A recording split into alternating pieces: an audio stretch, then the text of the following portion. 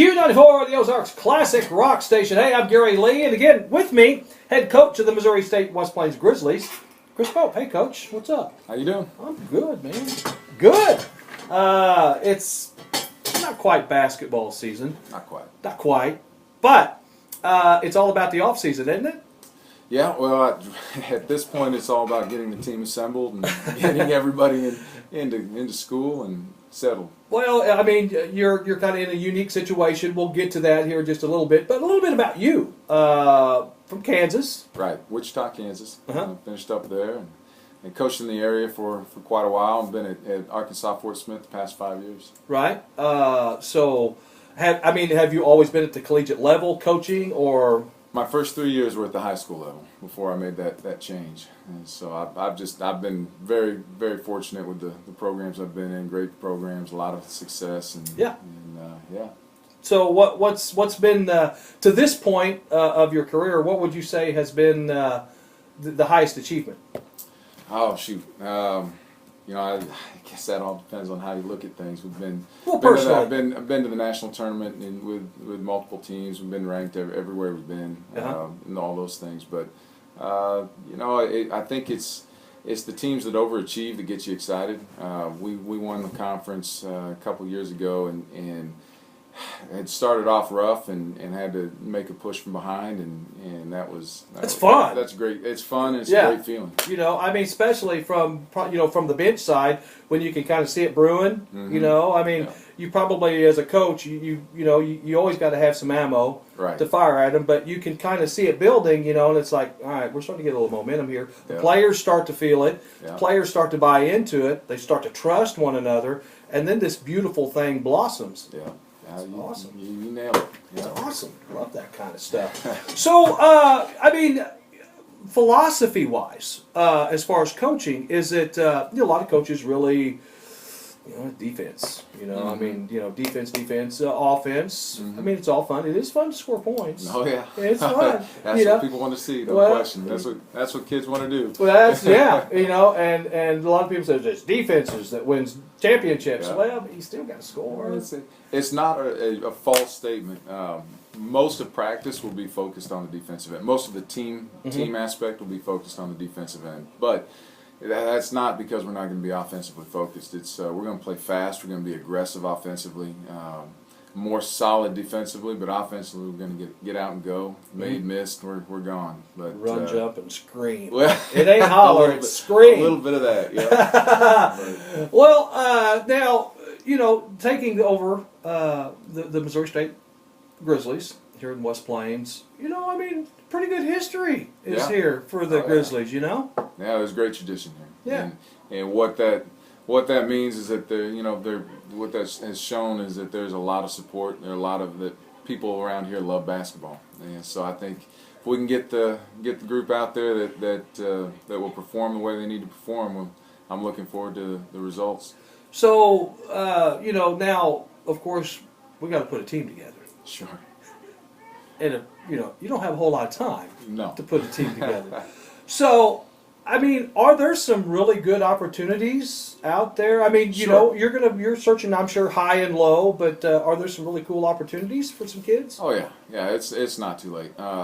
Took the job. What's been 2 months now, and had one returner, Lane Duncan from Licking, was the only returner that was still here at that point, and so I've been assembling an entire team. We're up to 10 officially. We've got a couple other commitments and a couple more left to go, but we're close on some good ones, and there are plenty of players out there. Now, Lane's kind of he was hurt all of last year. Right. So does he just have the 1 year of eligibility, or is that maybe you could be able to get 2? Right. No, he redshirted. He can get 2. We'll see what he decides to do academically, if there are things for him and such, but he's got 2 years of eligibility. Is he the type of, at the high school level, a lot of people that are listening to us locally had the opportunity to see him all through his high school career, 4-year starter, all-stater, just did wonderful things.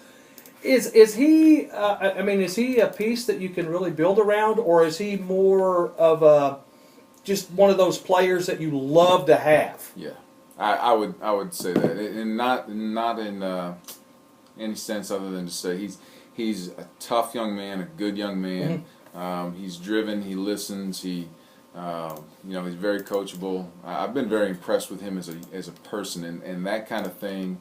I do hope he can be a leader in our program, just by who he is, because those are the intangible things. Those are the traits that create winners. Oh, absolutely. And again, me seeing him through his whole high school career, I think that's a role that he would embrace. Mm-hmm. I really believe that. That because just how he worked with his high school teammates, right. It didn't have to be all about him. Mm-hmm. And that's rare. It's a different world, you're 95 graduate. Oh yeah. And so it's changed a lot how players play, and and the need for I guess to be out front sometimes. Right. No, society in general is but the basketball culture, it's changed in some good ways and some bad ways, and I think that's one of the negatives. But individual attention and wanting to be out front, that's pretty common. So no, Lane's going to be important. Yeah. Now we'll get into some of the players that you've got, and maybe some of the players that folks may be hearing their names and want to get to know a little bit better, and where there's so much we can talk about. Did they tell you that I do these coaches shows and you're in here for you're stuck, man. Look out. But there's a lot going on, and as far as the recruiting process goes, this year, of course, you had a short amount of time. Sure. I'm sure you would have liked to have been able to have been a little more in depth, but it's not like this is your first gig, so you probably had a few silver bullets in your holster, didn't you? Sure. You use your at this time of the year, you recruit everywhere, and you use your contacts and everything, everybody that you know, and dig up. And you have to do a little digging, but they're out there. And assembling this team, only returner Lane Duncan, Licking graduate. Now, who else have we added, and who might the fans need to kind of familiarize themselves with the names? Gotcha. Well, they're like I said, we're up to 10 officially right now, and shoot, I'm excited about all of them. The one sophomore transfer at this point is from Gillette Community College. He finished third in the national tournament last year, played significant minutes there. Dwayne Orija, and he's actually from London. Really good young man, 6'4", play any position, multiple positions, any guard position, and again, being a sophomore, one of the few sophomores that I think he'll be very important. The first young man I signed, Rashad Davis, is from the Bahamas. He just finished up high school here in the States. Really excited about him. Kind of all the things we said about Lane, as far as toughness and intangibles and all those things. He brings all of that, but he's a 6'5", as tough as nails guard, kind of do it all, just gets things done. I'm very excited about him. Got a 6'11", athletic shot blocker out of Portland, Oregon that I think is going to be fun to watch. Yeah, we'll see. Yeah. He's got to develop some things, but he's going to have some highlights that people will get to know him. But there are a number of guys. We've got a young man out of Serbia that 6'8", 6'7", 6'8". Another guy that can really score the basketball. Was a national team starter. I'm excited about him as well. And that's.